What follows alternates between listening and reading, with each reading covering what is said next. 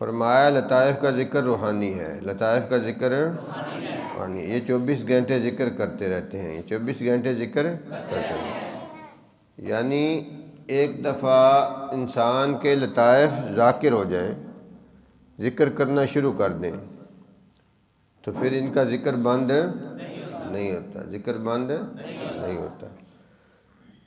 تو ذکر جاری و ساری کس طرح رہتا ہے؟ لطائف جاری ہونے کے بعد بھی ذکر کس طرح جاری رہتا ہے؟ وہ اس طرح جاری رہتا ہے کہ اپنے شیخ کے بتائے ہوئے طریقے کے موافق پابندی سے بلا ناغہ ذکر کرتا رہے، بلا ناغہ۔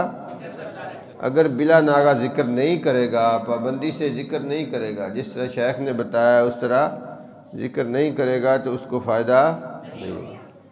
ہمارے والد صاحب رحمۃ اللہ علیہ، حضرت خان صاحب رحمۃ اللہ علیہ بہت بڑے ذاکر و شاغل آدمی تھے، وہ ذکر کی مشین تھے، ساری زندگی ذکر کیا انہوں نے، اور ان کے لطائف بقول ان کے شیخ کے، کیونکہ شیخ کو صحیح علم ہوتا ہے نا۔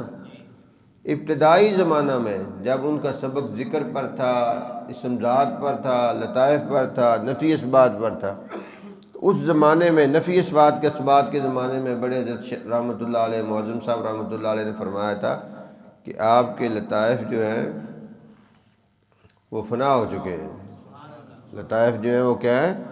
فنا ہو چکے ہیں، اپنی اصل کے ساتھ مل چکے ہیں، اپنی اصل کے ساتھ مل چکے ہیں، اس زمانے میں فرمایا۔ اس کے باوجود تا دم آخر، زندگی کے آخری دن بھی وہ بیٹھ کر ذکر کرتے تھے، جو ان کی زندگی کا آخری دن تھا اس دن بھی انہوں نے کمزوری کے باوجود، طبیعت خراب ہونے کے باوجود بیٹھ کر ذکر کیا، اور اپنا معمول جو ہے اس میں فرق کسی قسم کا آنے نہیں دیا۔ ان کی عادت مبارک تھی کہ وہ دن کے وقت جس وقت ذکر کرتے تھے بیٹھ کر تو اپنی گھڑی اتار کر ایسے سامنے رکھ لیتے تھے۔ ان کو اندازہ تھا کہ وہ اتنے وقت ذکر کرنے سے اتنے ہزار بار، اتنے لاکھ بار ہو جاتا ہے، جتنا ان کو شیخ نے ان کو بتایا تھا روز کرنے کے لیے۔ روزانہ جو ترتیب تھی ان کی کرنے کی، میرا اندازہ ہے کہ 24,000 بار کرتے تھے جب ایک دفعہ بیٹھ کر روزانہ پابندی سے کرتے تھے، اس میں کمی نہیں کرتے تھے بالکل۔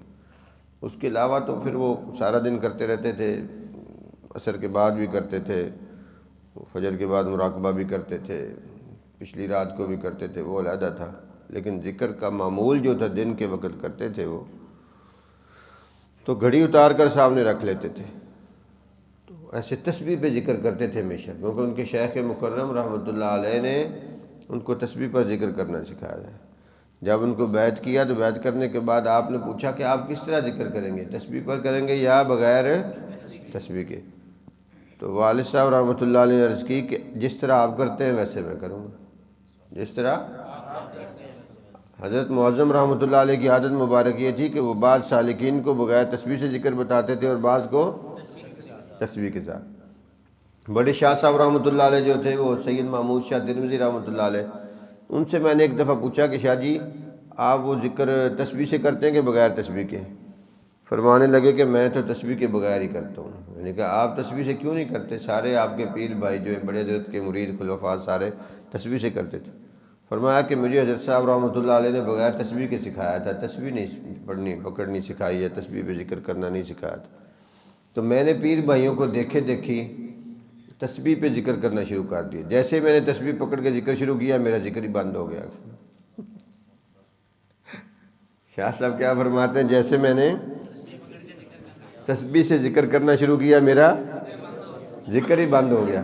تو میں نے حضرت معظم رحمۃ اللہ علیہ اپنے شیخ مکرم سے عرض کی کہ حضرت میں نے تسبیح سے ذکر کرنا شروع کیا ہے جب سے تو ذکر ہی بند ہو گیا۔ آپ نے فرمایا آپ کو کس نے کہا تھا تسبیح کے ساتھ کرو؟ یہ کون دسے بھی کس نے کہا تھا؟ حضرت رحمۃ اللہ علیہ نے یہ کون جواب دے بھی کس نے کہا تھا؟ نہیں سمجھ رہے ہیں بات کو؟ اس کا مطلب یہ ہے کہ جب میں نے نہیں بتایا تو اور کون تھا بتانے والا جس نے آپ کو بتایا کہ تسبیح کے ساتھ ذکر کرو؟ اس طرح تھے آپ کی طبیعت مبارک، تسبیح آپ کی جیب میں ہوتی تھی لیکن آپ نے کبھی لوگوں کے سامنے تسبیح ظاہر نہیں کی۔ تہجد کے وقت تسبیح پر ذکر کرتے تھے، کوئی وظیفہ وغیرہ بھی اگر پڑھتے تھے تو وہ اسی وقت پڑھتے تھے تسبیح پر، والد صاحب رحمۃ اللہ علیہ نے تہجد کے وقت مصلی پر بیٹھے آپ کو تسبیح کے ساتھ ذکر کرتے، تسبیح پڑھتے دیکھا، اس کے علاوہ کبھی کسی نے آپ کو تسبیح پڑھتے نہیں دیکھا۔ لیکن جب بیعت کرتے تھے اور ذکر کا طریقہ بتاتے تھے تو جیب سے اچانک تسبیح نکال لیتے تھے، تو فوراً ایسے اس کو ذکر کر کے تسبیح پہ چلا کے دونوں طرف تسبیح آپ چلاتے تھے۔ بڑے حضرت رحمۃ اللہ علیہ دونوں طرف، دائیں سے بائیں اور بائیں سے دائیں، دونوں طرف چلا کے اس کو بتاتے تھے کہ اس طرح تیز تیز تسبیح کے ساتھ ذکر کرنا۔ والد صاحب رحمۃ اللہ علیہ بھی سارا دن وظائف پڑھتے تھے تسبیح پر، لیکن کسی کے سامنے تسبیح بالکل نہیں پڑھتے تھے۔ مسجد میں بھی تسبیح ساتھ لے کے نہیں جاتے تھے اور انگلیوں پر ہی بیٹھ کر پڑھتے تھے۔ مسجد میں اگر کوئی چیز پڑھتے تھے، کسی کے سامنے تسبیح ظاہر نہیں کرتے تھے، لیکن ہزاروں کی تعداد سے روزانہ ذکر اذکار وظائف کرتے تھے، سارے تسبیح بھی کرتے تھے، لوگوں کے سامنے تسبیح نہیں پکڑتے تھے۔ تو اس طرح شیخ نے فرمایا کہ میں تسبیح سے کرتا ہوں، میں تو والد صاحب رحمۃ اللہ علیہ نے عرض کی جی میں بھی تسبیح سے کروں گا۔ پھر آپ نے تسبیح سے ذکر بتایا، تو وہ ذکر تا دم آخر، زندگی کے آخری دن بھی آپ نے تسبیح کے ساتھ بیٹھ کر کیا، تسبیح کے ساتھ بیٹھ کر ناغہ نہیں کیا۔ میں لطائف کا ذکر روحانی ہے، یہ 24 گھنٹے ذکر کرتے رہتے ہیں، یہ نیند یا موت سے بند نہیں ہوتے، قبر میں فرشتوں کو روکتے ہیں، کیونکہ ذکر ہوتا ہوا خود اس کے ایمان کی گواہی ہے، خود اس کے ذکر کی مشق ہو جائے، ذکر کی مشق ہو جائے تو وہ بادشاہ ہے، وہ بادشاہ ہے۔